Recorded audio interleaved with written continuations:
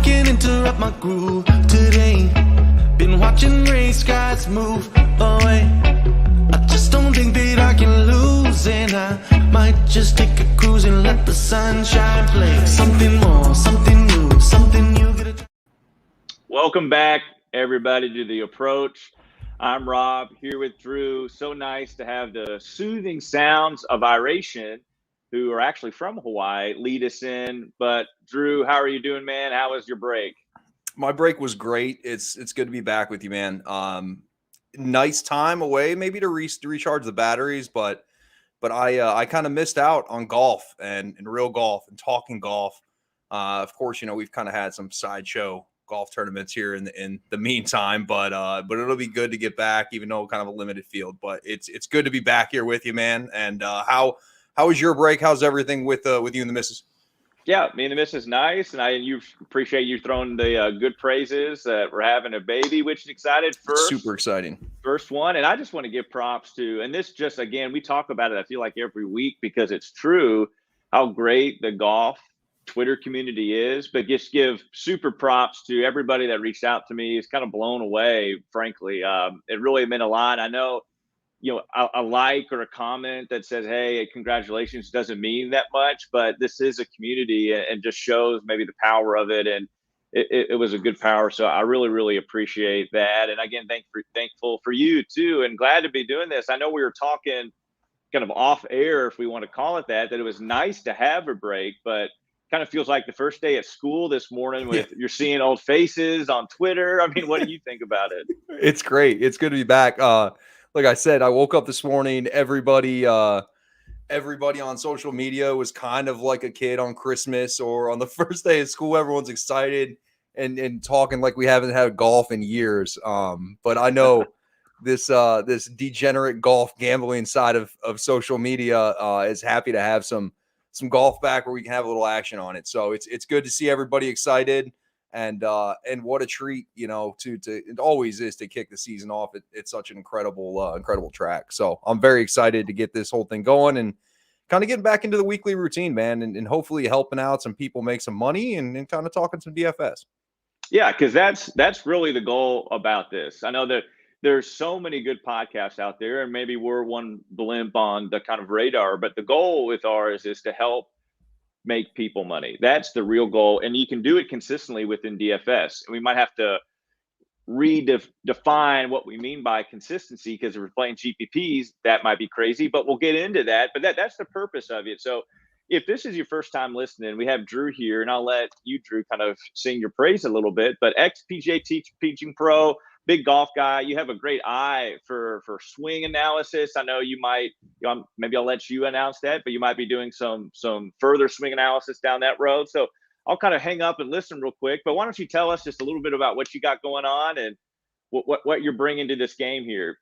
Yeah, no, absolutely. So I was a PGA teaching professional for 10 years. I went to the Golf Academy, worked at some pretty high-end country clubs, really been dealing with golf swings forever, right? Grew up playing golf when I was like 5 is when I started. So I've seen kind of every golf swing. And so for me, I kind of somewhat look at things from a different perspective. Like when I'm watching golf, I'm always kind of like looking for tendencies that, you see with different guys and kind of, when things go wrong for people, it kind of is a snowball effect. Those are kind of things I keep my eye on.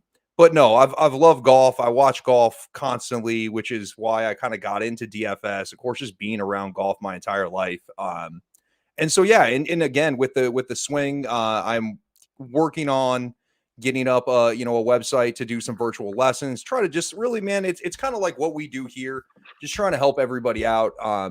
Anything I can do to help somebody play better golf, have more fun.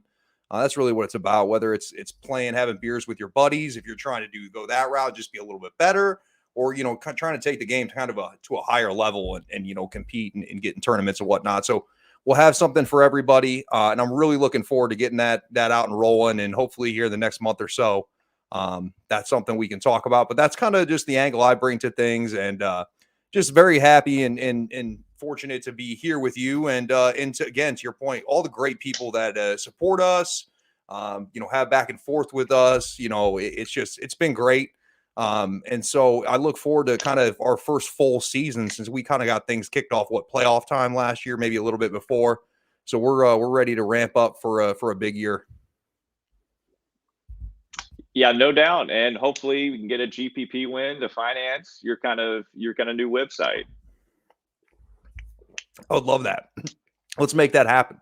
Yeah, let's do it. Well, and I'll just say real quick, one thing if you first time listening, a licensed mental health professional, so I love bringing the psychology aspect to DFS, specifically kind of in the game theory realm, because if we're playing GPPs, and that's really the focus of the show, is to focus on GPPs, or at least for us, and we'll kind of get into that. But Drew, where do you want to start, or do you have anything on your mind that you'd like to begin with?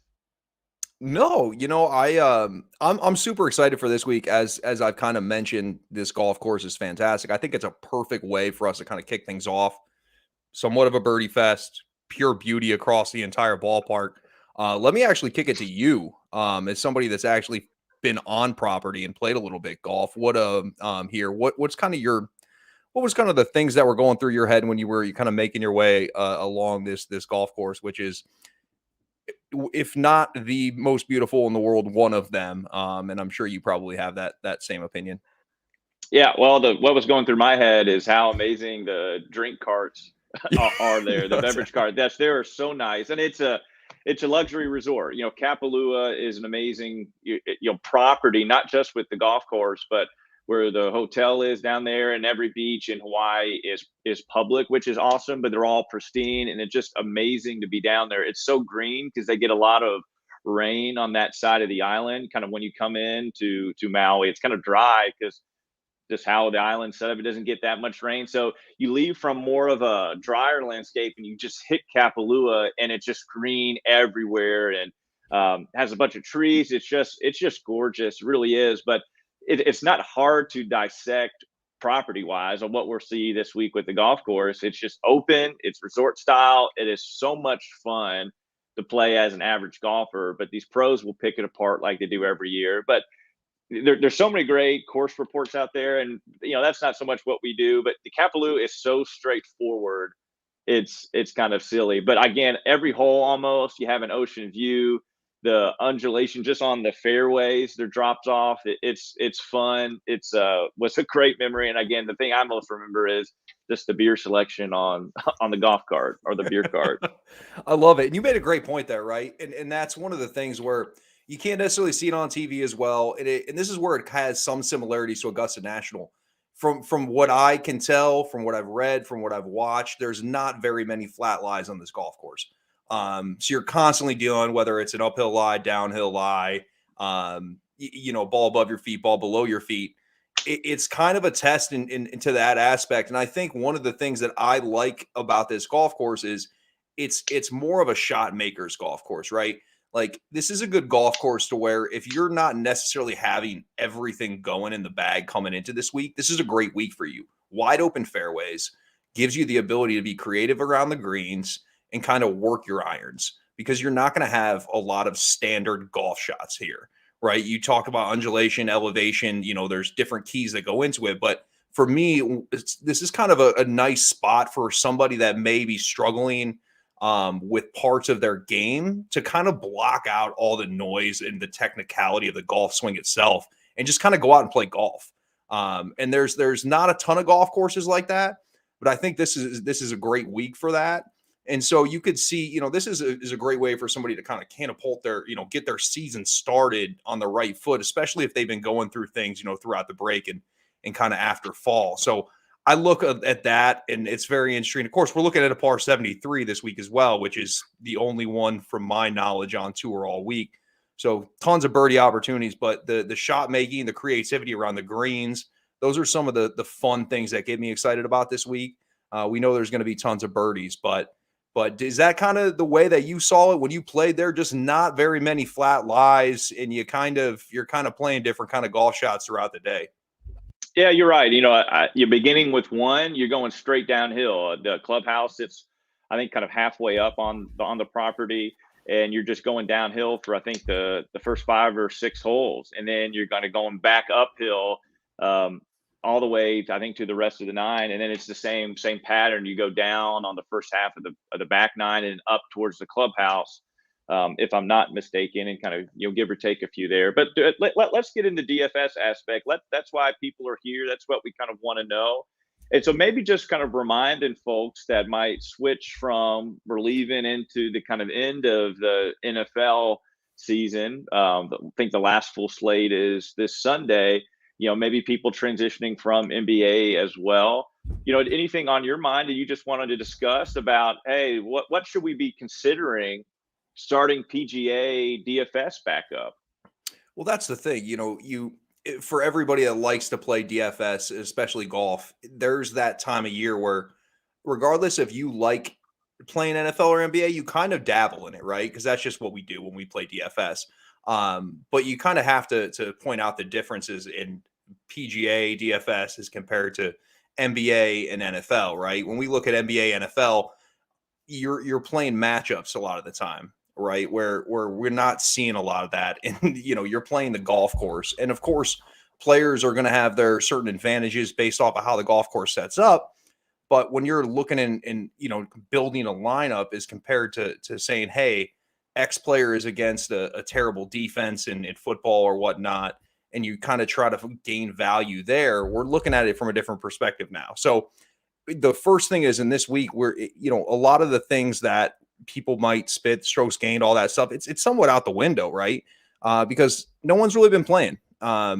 And so I think this is a good week to kind of go back to the foundation of playing DFS and what our kind of strategy is. But it has to be extremely different than what we play on NBA or NFL. And I know you had a great season in NFL DFS, but for me, there's very few similarities when we're talking about changing matchups as compared to having 4 days on the golf course. So definitely need to differentiate. I feel like your process, this is a good starting week, and then you just kind of continue to build, and then the statistics can come in to kind of back you up. But this is a good week to kind of, to my point, feel out guys' games. There's particular guys that do certain things well. Those are guys that you like around here, because it's not, hey, we need a guy that can drive it well off, on the tee, driving distance, things like that, even at 7,600 yards are kind of irrelevant this week. So that's why I kind of, it's the difference between NBA, NFL, and PGA. PGA is just your lineup against the golf course. It's not individuals against matchups. And that's what I love about it. There's a lot to dissect there. But one thing we really kind of want to remember is kind of which contest, we're entering. But if we're coming from, and I like your point that a lot is considered with NFL for based on matchups, based on targets, volume, things we hear a lot when they're doing kind of NBA and NFL as well. We don't get that as much within PGA, and there's also variables outside of our control. So, weather and how a ball the Mike from the Cut Line, we're big fans of him, talks about the variable of randomness, incorporates that into his own model. And sure, there's some randomness in NFL, for example, if a receiver scores a touchdown, 80-yard touchdown pass, gets called back for a hold, no way to predict that. But golf is a little bit more unpredictable, with people who have maybe 6 missed cuts in a row go on to win a tournament. And to kind of maybe related that to NBA, that's like a 10th man on the bench being the highest scoring player on one night on the NBA. Very unlikely that happens unless there's COVID or injuries or kind of whatever. But it happens more often than not in PGA. It doesn't happen every week, but there's going to be a couple tournaments from a guy way in the 6K range is going to be the highest scoring golfer on the slate because he wins, and you have to get birdie to win. So there's a little bit of randomness. So if we're playing GPPs, we have to have a much different strategy. And the purpose or the meaning and the reason for that is if people are listening to this, and there's so many good golf handicappers on Twitter. There's so many great. There's so many people that follow the sport so well. There's so many people, again, that handicap it so well. What they should really do, and if you feel like you're listening, that you're a great golf handicapper, Cash Game DFS is your play. You can use your skill and your love of golf very effectively there.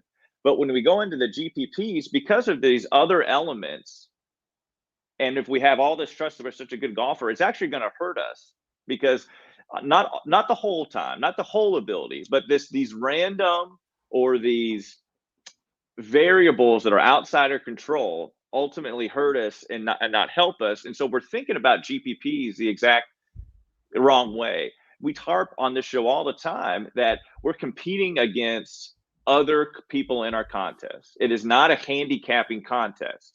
Maybe in 50-50s, it is a handicapping contest. But in GPPs, we have to throw a lot of our handicapping strategy out the window. Now, I'm not saying we discredit it, but let's just say that it takes about 40% handicapping and 60% game theory to do well in GPPs. And we'll get into the psychology of the GPPs in here in a second. But Drew, what do you think about that? No, it absolutely does. I think we talk all the time that you have to kind of differentiate betting. Like we follow lots of people. We talk to lots of people that do a lot of outright betting, top 20 betting, top 40 betting. Well, we're completely thinking in a different perspective when we're talking about GPPs. You talked about the randomness, and you made a great point. When you think about the line is so thin in golf where you can have a 6K guy go out and win. And in the NBA, that's just not the case. NFL, that's not the case. Like the line between the abilities of golfers are way more close than they are in other sports. So that randomness, we have to kind of decipher and pick those guys. And that's where it becomes interesting. You know, at the top of the board, when you're doing GPP lineups, it's relatively easy to kind of hone in the guys that you like up top, but the value is down below, and that's where it's just so much different than anything else that you think of. And so with GPPs, it's definitely a different thought process, and you definitely have to differentiate between handicapping golf and doing GPPs and game theory wise. And that's where game theory does become so important. And that's kind of where we gain value from thinking, from that perspective. Yeah. And so Evan brings up a good point, is that you need to get 6 of 6 through a cut line to have a chance in a GPP. And so that is very much true. But what a mistake people make is they think, gosh, and my goal starting out in the week should identify 6 golfers who are most likely going to make the cut. And again, in GPPs, that's the exact opposite mindset we want to have, because our first thought in the mindset should be, how can I get 6 golfers, total these 6 golfers that can be a unique enough lineup with the possible upside of, yes, like Evan's talking about, getting 6 of 6 through the cut line and through how my handicapping and ability. But we really need to think of, okay, I can't just singly focus on, do I think these 6 golfers will get through the cut? That is a variable. But we also want to mainly consider is, I'm competing against, in some of these large GPPs, hundreds of thousands of other entries. And how GPPs are structured and set up is that it's extremely top heavy. And you can look at the DraftKings payouts all the time. They're extremely top heavy. If you don't finish in the top 5, you're likely not going to make a profit, over the course of the year. Because I put on Twitter this amazing video that kind of says, this is what our bankroll management and expectations should be in PGA DFS, especially in GPP. So let's start out with just cash game. Cash lane, January 1, this is the first tournament. You might have a good week, losing week, but you're kind of fluctuating around 0, and then you kind of slowly goes up. Because if you're a good handicapper, if you're a good DFS player, you can make a pretty consistent ROI just by doing the cash games. GPP looks very, very different. And I gave an example of mine and what mine looks like. Starts off kind of fluctuate, then you kind of lose, spike up a little bit, lose. Then you finish top 1, 2, or 3, and you go way up. And then maybe you come down a little bit again, hit another one, you go way up at all. And so, there's more risk versus reward, but we're playing for the reward. And the only way to get there is finishing in the top 1, 2, 3 in the GPPs. And how we do that is we have to beat all these other 100,000 entries into this. So how do we get unique? How do we get contrarian? You're going to hear leverage a lot, on our show and every show. How do we kind of create that leverage? And let me ask you this. So you identified kind of the importance of what tournaments we're getting into, right? Because when we look at DraftKings, we have an option to play nearly 100 different kind of tournaments. Would you say to the person at home, it is better or worse to max bet at 150 lineups at a lower dollar amount? Because of course everybody play within their means. We're trying to, there's people that can play the high games, the low games.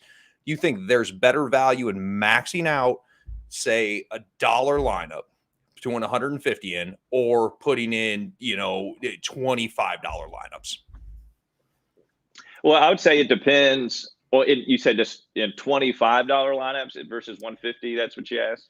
Yeah, just for a number of whys. So say that, somebody decides that they want to spend $150 playing DFS, and the one can go the max entry route at $1 and put in 150 lineups, or they can go with well less of lineups and play for higher dollar amounts.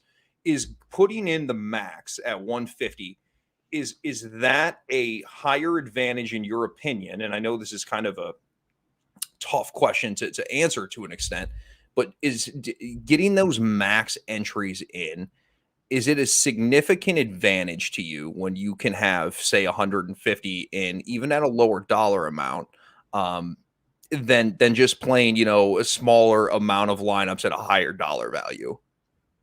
Yeah, so it just depends on your skill level, because max entering, if you're a bad DFS player, that just highlights your weakness. And so you're going to lose more. And so if you're a good GPP, that's in this sport, PGA DFS player, yes, it will, over the long run, because we can't get fixed on just week to week, because pros lose week to week. But over the long run, yeah, there's so much advantages if you are a good GPP player. But a lot of people, again, think that, gosh, if I could just max enter every week, I would win. Well, no, max entering doesn't give you that advantage where it's going to let you win. If you're a bad DFS player, it highlights that. If you're a good DFS player, it highlights that. But I feel like, and maybe I'm wrong, that some people get discouraged when they're only doing 1 or 2 lineups. So say a week, right? Mm-hmm. You're getting in a $25 lineup, just to throw a number out there, and you're not consistently cashing. But to your point earlier, these are so top heavy that you literally have to hit in the top 5 or 10 to see any serious turnaround. And so people get discouraged, at least in my opinion, when they continue to have losses after losses, but they're only putting in 2 to 3 lineups. It just, you have to be so perfect to that point to really cash, especially on a consistent level. So I think maybe for me, I personally think when you can max enter, if you're doing and have the right process, and to your point, just because you have a bad week doesn't mean the process was incorrect. But if you can max enter, that's just giving you the upper hand, is because really it's just throwing a dart at the wall when you're putting in 2 lineups for higher value. And I get that, yeah, the payout might be better, but you really have to have a fantastic top 10 lineup for it to come to fruition for you. Yeah, and sure, people who just throw in 1 dart into like the Millie Maker or those, large GPPs, yeah, that you can win, and yeah, it's mathematical. Of course, right. they can win, but people want to analyze, and we say that, gosh, okay, well, the majority of people are losing in week to week in GPPs, and that's, yeah, everybody is going to lose the majority of time in GPPs. But are we making the right lineups that help us, maybe when the week the stars align, help us take down the GPP, which actually gives us that profit? When I posted that, I think it was in 35K or something profit, I only won 2 GPPs in regular contests last year. Now, showdowns are a little bit different, smaller fields. Won a lot of those, but only won 2 regular season. But just winning 2 made my year by a lot. And much higher profit than if I just did cash. Yeah, cash maybe would be consistent and would be fun because I would I would win more often than I not, even though it's at a smaller amount. But I'm here for the larger payoff because I think I have a little bit of an edge over the majority. So it just, you think like that. The real issue or I guess not even an issue. What we want people to be mindful of is if you're beginning or starting this season for your first time, or maybe you're trying to adjust some things within DFS. Bankroll management is the key, because if you are living paycheck to paycheck in DFS, it's just not going to work, especially if you're doing GPPs. Again, you're going to lose more often than not. Then you're going to get down, then you're going to get depressed, then you're going to go on tilt, and you're going to start making lineups that aren't GPP category, that are more safe, which are going to hurt you as well. So you got to have that strategy. The majority of people, what I think they should do is the 80-20 rule, is then each week, 80% of your money, whatever you're allowing yourself to spend in a DFS week, should go to cash, and 20% go to GPP, likely in single entry or 3-entry max. That's a good way. But I don't play cash, not at all. And I just strictly do the GPP. But if we're just starting out, the 80-20 rule is maybe just a good place to start. What do you think, Drew? No, it is a good place to start. And you made and that just helps establish bankroll, right? So we talked about this, I think, when we had, our some of our friends here on social media on for one of the episodes, before we ended last year. And we talked about bankroll is important. So like, we don't want, in order to continuously have a bankroll to where you can potentially get into max entry GPPs, you can do these other things, you have to establish a bankroll. And I think that, to your point, 100% cash is going to be the way for you to kind of build that up a little bit. And I think it also, there's less volatility in the cash market, right? You don't have to necessarily have like just that random somebody that you have to win a GPP.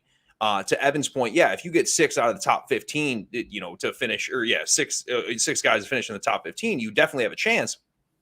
But you have to throw in the nugget too, to an extent, where one or two of those guys is going to have to be a considerably low owned player. And so for me, for cash is definitely easier to build the bankroll. If you're okay with taking and just kind of building it up slowly.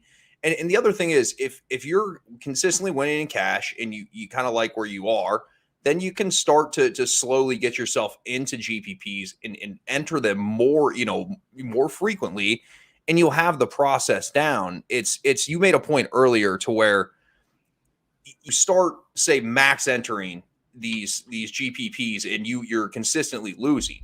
And we talk about this all the time. Process is so important, and you can't get down on yourself, and you can't second guess yourself when you're having these weeks, because they're going to happen way more often than not. So the worst thing you can do, to your point, is when the crap hits the fan, is then you just start going the safe route and you start playing guys that you think have less volatility. And that's the complete opposite of what you're wanting to do to win a GPP. It's the safe route never works when we're trying to cash the big one on the GPP perspective, when the safe route can absolutely work from a cash perspective, right? I mean, you can definitely make decent money in cash playing kind of the safer of the routes. But when it comes to GPP, it's just not going to work out that way. It seems like every big winner in GPP has that random person in that lineup that was sub 3% owned. And that's just where the ownership projections that Fanshare comes out with are super helpful to kind of hone in the player pool before you're kind of putting in the lineups, regardless of which way you're going. Definitely GPP wise, that ownership percentage is super valuable. Yeah, well said. And I love what just Evan brought up, that second year playing DFS, but had the most success playing weekend showdown contests. And the same thing for me. And Evan, I would love to hear, maybe you're wondering as to why that might be. I have a hypothesis, a guess, is that showdowns allow us to use more game theory when we're not even using it. Because one, we don't have ownership projections, obviously, in showdown contests. but it's easy to know who the kind of chalk is in Showdown. It's very easy, and so people go overlooked for major bias reasons. Like a guy just had a bad round, nobody wants to play him, and you can look at differences of the odds going into the tournament. And then let's just say there's a Jordan Spieth who's 10-1 going into a tournament, has a bad Thursday, Friday, made the cut on the number. And, maybe now he's 30-1, but he's kind of maybe only going to be, or I'm just trying to understand, he's 5%. Well, there's huge leverage there. And if we look back at his 10-1, well, then he says, gosh, there's so much value on just that, because he hasn't played to what his Vegas thinks his number is. And over time that helps up. But what I really think it is that for good handicappers, the showdowns are easier to do, or maybe you're more likely to win. I don't know, I want to say easier, but more likely to make profit because you get more data. And if you're a good handicapper, you can analyze the data well. And some people call you the showdown master. I mean, it might just be me, but I've seen you consistently have success in showdowns. And for a lot of the reasons that you mentioned, people are so quick in the golf handicap DFS space to just give up on a guy, right? Some guy does you wrong, right? This guy was in my lineup and he fell apart and I don't feel comfortable playing him. Or this guy that we thought there was reasons we picked him and liked him to come into the week has a bad round to where you get value. Like the DFS books don't catch up to the actual player itself. So I feel like you can actually find more value sometimes in Showdown. I feel like there's way more mispriced golfers in Showdown that you can take advantage of than you can in GPP on a 4-round slate. And I've seen you do it often in the Showdown to where you have something cooking. And I think that there's definitely advantages to exploit with Showdown. And maybe this is, I'm sure we'll talk about, maybe this is a week to do it, maybe not, but I definitely think that mispriced golfers, because things aren't catching up like they normally would. Like, right. Like when DraftKings puts everything out, they basically have 3 days or 2 days to kind of come up with their system and what they're doing. Where when we're talking Showdown, it's literally flip, boom. You have to have the Showdown option available, and you can go through there and certainly find some value. And I think you do a good job as anybody at finding that value. And you've definitely had success Showdown wise. Well, yeah, well, thank you. And you kind of said it well, and that's what I mean by Showdowns maybe are easier to make us have some game theory, because it's easier maybe to find that value, like you said. And Evan brought up another good thing I just want to show here, that CT Payne at the Olympics, terrible after 2 rounds. And then what did he finish? He got the bronze. Yeah. CT Payne did. So just shows you. And so people, obviously, in every sort of handicapping sport, it's, what have you done for me lately? And then when you put money, you're risking money. There's a little bit of fear that goes in there. And if someone hasn't done anything lately, or on the complete opposite, maybe he's played worse or bad or whatever we want to call it, they were less likely to bet on that guy. But that's not how DFS works. And that's right. Where we're finding value there. Well, let's get into maybe this next 10 minutes or so, or the last 10 minutes, talk about how we can use DFS strategy for this week. We only have 39 golfers. Drew, you brought up that max entering. I do usually max enter. This is not a week that I'm max entering with 39 golfers. And I'll kind of give you a reason why. When there is just 39 golfers, obviously there's going to be lineup stoops, but I feel like that takes away, if you're a good GPP player, that takes away your edge. There's 100%. Not as many golfers to find we find value. So maybe a lesser DFS player could come up with the right golfer. So I'm sticking to single entry or smaller field entry tournaments. But Drew, do you have any kind of thoughts on attacking Kapalua this week, Tournament of Champions, from a DFS perspective this week? Yeah, and that's an interesting point. Like with 39 golfers, we're 110 golfers short than what we normally do, around there on a week-to-week basis, right? 156 players, whatnot. And we have no cut. So the fact that lineups are going to be duped absolutely is going to ring true. No cut, fine. So, yeah, I'm okay with this week not going single entry, and I agree with that. So when you look at a week like this and there's no cut, there's relatively little trends that we see right now, right? We've talked about how these guys haven't really been playing. I know that people played Tigers Hero World Challenge, maybe a month or 5 months ago. But this week is kind of a fresh slate.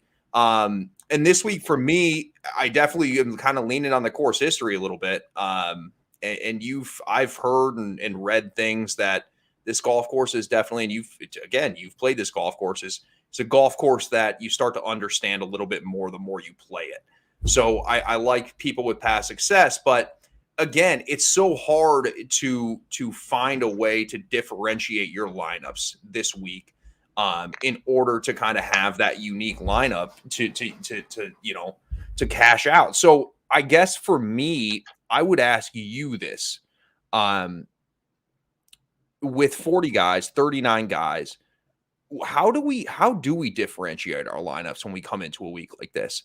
I mean, I have my ideas, of course, but like, I'd like to hear from you. Like, so when everybody's basically playing for, 40 guys, and we have thousands and thousands of people that are getting into this line and getting into these lineups, of course, we're going to use ownership projections and whatnot to our advantage. But with such a small pool, how do we even gain an advantage this week over, to your point, kind of maybe not the veteran advanced DFS player? Maybe, it almost seems like a week like this or the Hero or something like that would kind of line up and be beneficial to somebody that may not put all the time in it. We like the cut sweats, right? Like that's our advantage.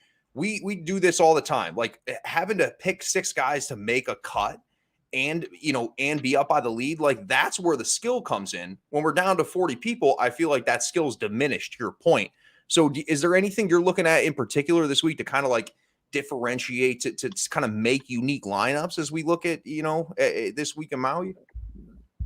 Yeah, well, and first, that's a good question, because first I want to say I think this week is going to make other people better GPP players. And Sure. and why is because, like you just brought up, we don't have a lot of recent form. And so there's some people that love recent form in their handicapping.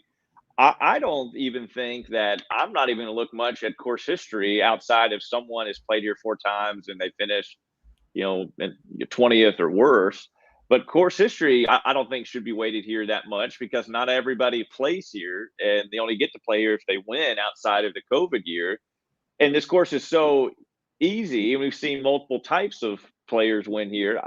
So I think this is going to make people a better GPP player. Like, you can make likely a better lineup this week than not lineup that's going to score maybe the most points, but a better GPP lineup than any other week outside of this, because we're not swayed by our handicapping abilities. So what I mean by that, if let's just say there's a handicapper or a good golf person in this community who's great at betting top 20s, like just kills at top 20s or maybe top 5s or make cuts, could be anything really. Sure. And you find those based on, okay, I look at current form, maybe I look at trend progression, how they're coming in, maybe I look a little bit at course history, and then that I land on that golfer. Well, again, that is great for handicapping, but for GPP, if we're just doing that, we're not even considering ownership, the game theory perspective. How does that make me fill out the rest of my lineup?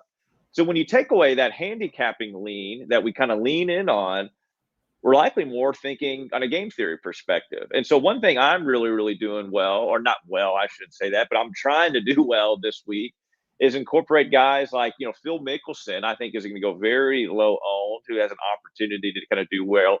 Evan just said it, a great wedge player. I'm not even looking at stats off the tee. I'm just looking at wedges. And so I kind of like Phil, Damon's down in there, but just using the ownership numbers that Fanshare gives us, and then just pivoting off guys that are chalky, because everyone's coming in with the question mark. And so why roster 6 high owned guys when there's so many question marks? That doesn't make any sense. So, and you mentioned it, leaving salary on the table is an option too. And definitely with 39 golfers, we might have to kind of get creative like that. But it's really just acknowledging that there's so many unknown variables, and just considering that in our DFS selection process. And just the last thing I'll say really quick is that your bets on that you might do outright doesn't mean they should carry over exactly what they should be in DFS. That's another big mistake. But I mean, you kind of mentioned that you have some ideas about how you're attacking